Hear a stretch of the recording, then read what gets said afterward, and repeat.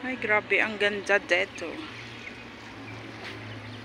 Diyan kami kumain sa loob.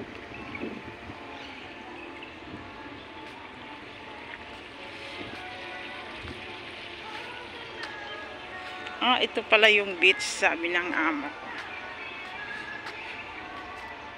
Alam nyo guys, nakakahiya kasi ako lang mag-isang Pilipina na makikita mo dito.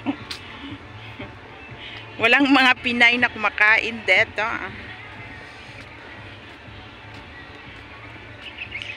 So, alam ko mahal yung ticket. Pero, syempre, dahil love tayo ng ating amo, dinala tayo dito.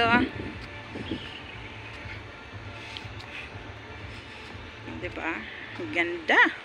4 na oras kami dito eh.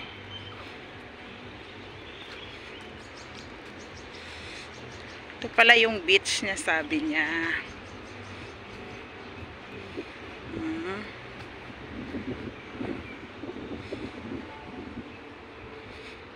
Yan, matatanaw mo yung mga building. Grabe, ang ganda. So fair.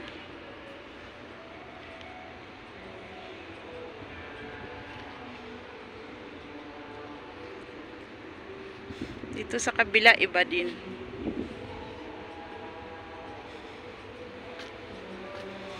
Dito ka mag-relax.